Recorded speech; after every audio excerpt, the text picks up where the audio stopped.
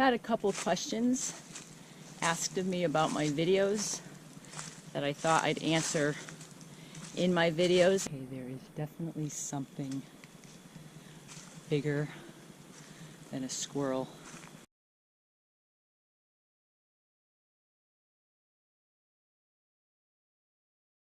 I don't know why I'm so creeped today on this trail. I'm usually not this spooked.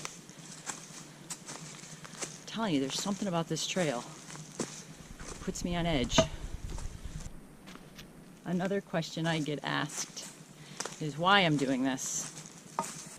I kind of took an activity that I do already to maybe inspire interest in someone who doesn't already hike, or maybe someone that lives in the part of our country that doesn't offer the beauty of the forest land that I get to have in the Northeast. Say what you want about Connecticut, which is the state where I'm from, but the landscape here is beautiful. Those damn nuts.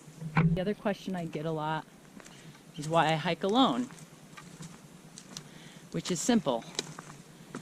Because if I had to coordinate every hike that I do with someone else, I would do far less hikes than I'm able to do on my own. It's not that I'm opposed to hiking with other people, but for the most part, it's just easier to hike by yourself. Nothing worse than walking through a spider web when you're on the trail. Of course, then you got to worry about where did the spider go? Another reason I like hiking alone is because any of my friends that hike with me know what a terrible navigator I am. So they usually step up and lead. Whereas when I hike by myself, I'm forced to pay attention to the trail.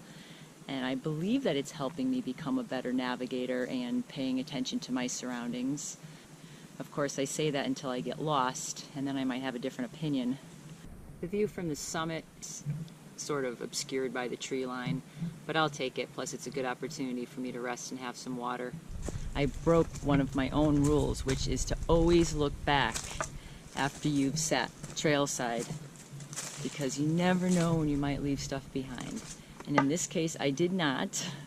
But it's always a good habit to get into, because if you're going to leave something on the trail, you're going to do it when you've stepped aside and to unpack your day pack or get water. So it's always a good habit to get into to look back.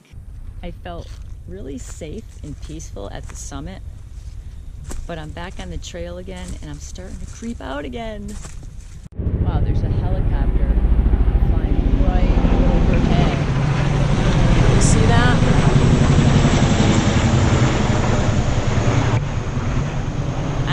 What the hell kind of helicopter that was, but it was flying low and fast.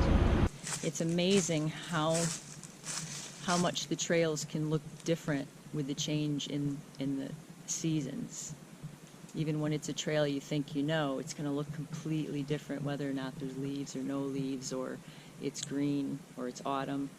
I was told that if I want to see wildlife along the trails when I'm hiking, I need to stop hiking and sit still so that I'm not scaring off the animals with the noise I'm making when I'm walking. But I don't know if I like the idea of encouraging animals to come near me. So I'm going to continue on. I'm approaching the mine, which back in the late 1800s is one of the 6 mines on this property that was mined for copper and nickel. Now it's just a hole. I take back the things I said about this trail being creepy. I embraced and conquered my fear, and it actually turned out to be a really good hike. This was another experience with an average Jill. I hope you were amused or found it interesting or maybe even learned something from it. Thank you for watching.